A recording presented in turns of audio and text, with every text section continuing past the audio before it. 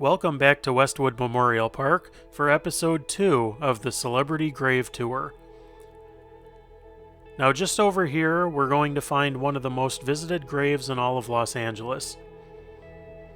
She was born Norma Jean Mortensen in 1926 and became one of the biggest actresses of all time.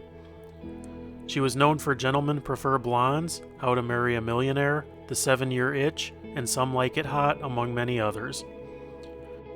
She was married several times with a very turbulent marriage to baseball star Joe DiMaggio.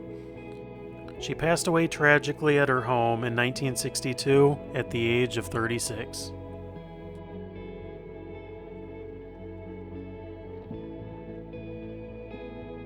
To her left is Hugh Hefner. Now, Hugh Hefner was known as the founder of Playboy magazine. The first issue was published in December of 1953 featuring Marilyn Monroe.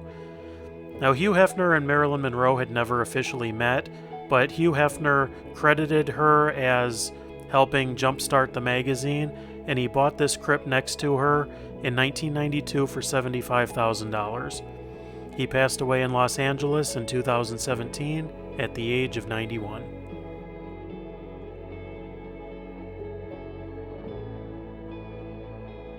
Next, we have Tim Conway, who was known for The Carol Burnett Show, McHale's Navy, and he voiced Barnacle Boy in SpongeBob SquarePants, among many other things. He won 6 Emmys during his career and passed away in Los Angeles in 2019 at the age of 85.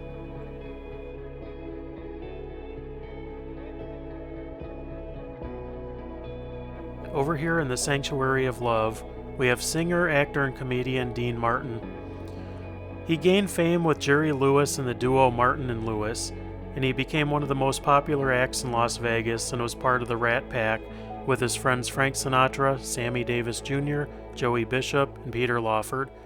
He became the roast master of the Dean Martin Celebrity Roast, and over his music career, he recorded over 600 songs. He passed away in 1995 at the age of 78.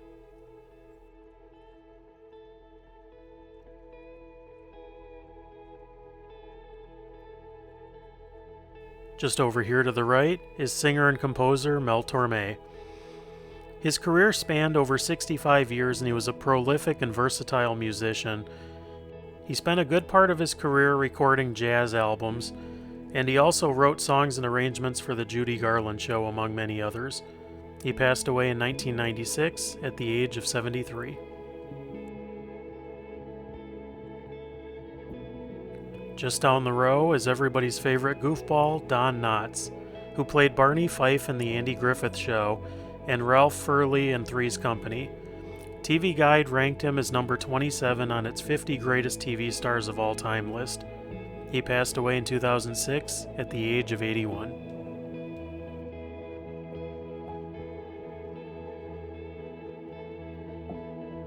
Now, before we go any further, I just want to point out that this cemetery is really easy to not notice if you don't know exactly where it's at.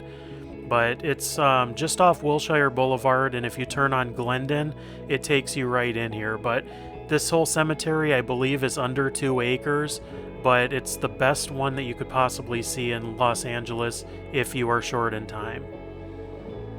Now let's keep going with the tour.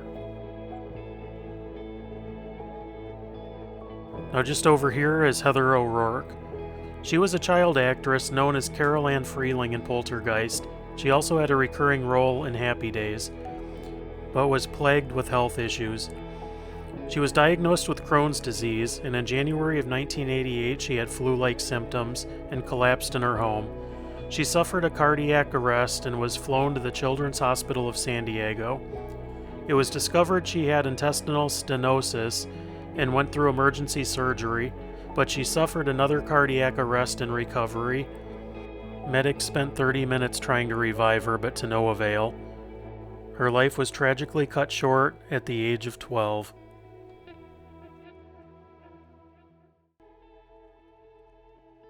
Just above Heather is Jackie Collins and her husband Oscar Lerman. Jackie was a writer who wrote 32 novels, all of which ended up on the New York Times bestseller list, and she's referred to as one of the best writers of all time. She is also the younger sister of Joan Collins. She passed away in 2015 at the age of 77.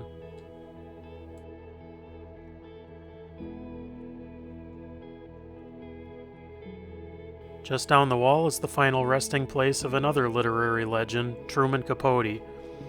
He was known for Breakfast at Tiffany's and In Cold Blood. His works have been adapted into over 20 film and TV series. He passed away in 1984 at the age of 59. And you may notice right next to him is Joanne Carson. Joanne Carson was the wife of Johnny Carson, and she and Truman Capote were best friends and were buried next to each other.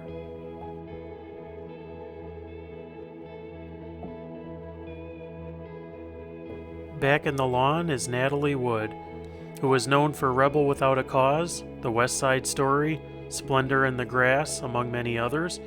She won 4 Golden Globe Awards and received 3 Oscar nominations. In 1981, she was on a weekend boat trip to Santa Catalina Island with her husband Robert Wagner's boat. Also present, besides Robert Wagner, was Christopher Walken and the captain Dennis Devern. Circumstances are unknown, but she ended up in the water, and her body was discovered 1 mile from the boat on November 29th at 8 a.m. It was ruled an accidental drowning, but a lot of things have come to light since then, and Robert Wagner has been named a person of interest. And over here is the final resting place of Minnie Ripperton Rudolph. She was a singer and songwriter best known for her 1975 hit Lovin' You. Early in her career, she sang backing vocals for Etta James, Bo Diddley, Chuck Berry, and Muddy Waters. In January of 1976, she was diagnosed with breast cancer and became the spokesperson for the American Cancer Society. She passed away in 1979 at the age of 31. And a side note, she was also the mother of Saturday Night Live alum Maya Rudolph. Next is the grave of Carl Wilson. Carl Wilson was a singer, songwriter, and co-founder of the Beach Boys, and the younger brother of Brian and Dennis Wilson. He sang lead vocals on God Only Knows, Good Vibrations, and Kokomo, among many others. He was diagnosed with lung cancer in 1997 and passed away in February of 1998 at the age of 51. Just to his left is actor Paul Gleason. You'd know him from All My Children, Trading Places, and best known as Principal Dick Vernon in Breakfast Club. He passed away in 2006 at the age of 67 from mesothelioma that doctors think was from exposure to asbestos from working on building sites as a teenager. Next we have Bettie Page, who was a model from the 1950s, and she was nicknamed Queen of Pinups. She's a pop culture icon. After her career, she spent most of her time outside of the public eye and didn't even realize that she was an icon. She passed away in 2008 at the age of 85, and she passed away actually broke, and Hugh Hefner paid for her burial right here. That's going to do it for part 2, but stay tuned because there's going to be a lot of other great videos coming your way. Thanks for watching, and have a great day.